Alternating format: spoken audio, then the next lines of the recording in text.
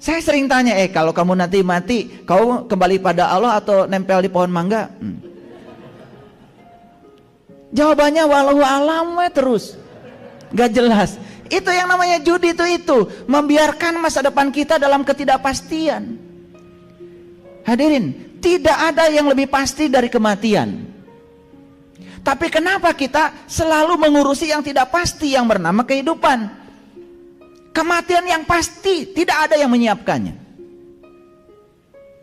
Besok kita mungkin mati, lusa mungkin kita mati, itu pasti. Pertanyaannya, saat itu datang, kita sudah siap pulang, udah tahu jalannya belum?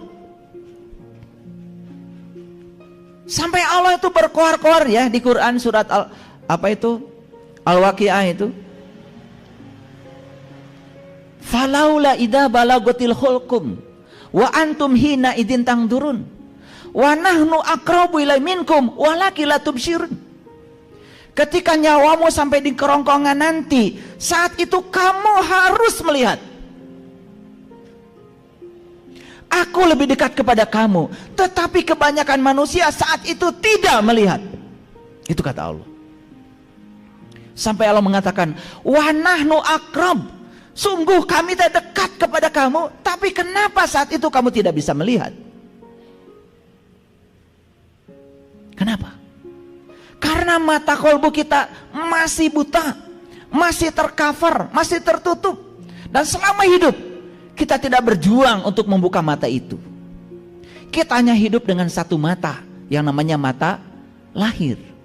Walaupun mata ini dua-duanya mata lahir.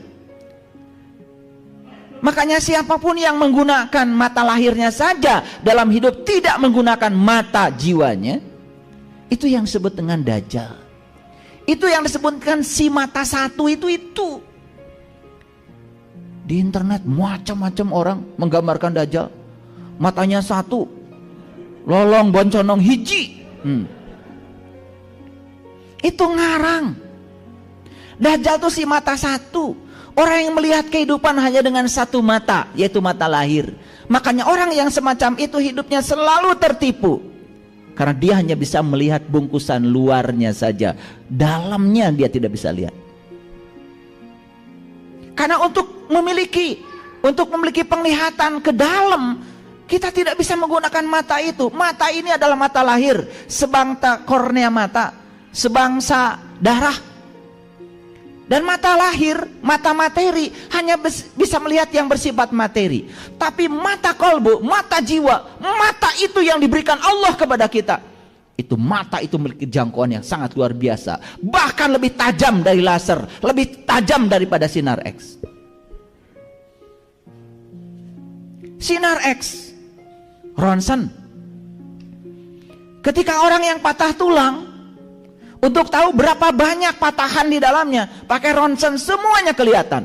Kenapa? Karena sinar itu frekuensinya tinggi. Dia bisa menembus lapisan daging dan bisa masuk ke lapisan terdalam. Bahkan tulang mana yang berantakan kelihatan. Itu sinar ronsen, itu sinar biasa buatan manusia. Kita memiliki cahaya yang lebih tinggi lagi dari itu. Namanya nur ala nur. Lebih tinggi lagi frekuensi dari itu. Kalau sudah bisa menggunakan itu, kita bisa tembus semuanya. Ini bukan ilusi. Bisa dibuktikan, bisa dinyatakan. Bagi mereka yang tahu ilmunya, tahu caranya. Yang nggak tahu ilmunya, tahu caranya, jangan komentar. Kalau nggak tahu. Ini nggak tahu komentar. Orang yang dangkal pengetahuannya memang begitu. Gampang menyalahkan orang lain. Gampang menghakimi orang lain, merasa dirinya paling benar.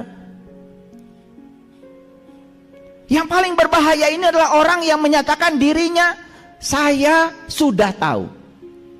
Siapapun yang mengatakan saya sudah tahu, dia tertutup dari pengetahuan baru. Dan itu yang disebut oleh Quran kafaro.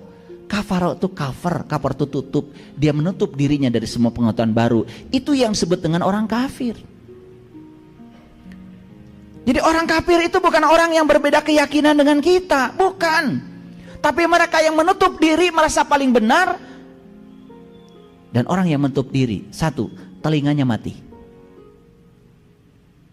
Kalau telinga sudah mati, tidak ada yang masuk lewat telinga, tidak ada informasi yang masuk lewat telinga. Yang kedua, otaknya mati.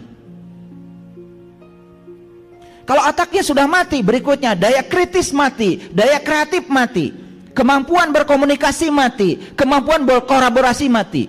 Apa jadinya? Sudah merasa asik aja di dunia sendiri, merasa diri paling benar, merasa diri paling suci. Suatu saat sentuh saja sedikit, binatangnya keluar. Gampang kok untuk mengeluarkan binatang pada diri orang yang mengatakan dirinya suci. Pinjemin uang aja, gampang kok. Pinjemin uang, janjikan aja sehari, besok jangan dibayar dulu. Keluar tuh binatangnya itu, gampang kok. Makanya saya kalau mancing binatang gitu, keluar tuh binatang-binatangnya keluar itu, aslinya keluar. Makanya lihat manusia itu sederhana. Jangan di sini lihat orang, jangan di sini. Di sini semua sedang berpura-pura baik. Maaf ya. Kan di sini mah semua rapi, sabar kelihatannya, soleh kelihatannya, betul?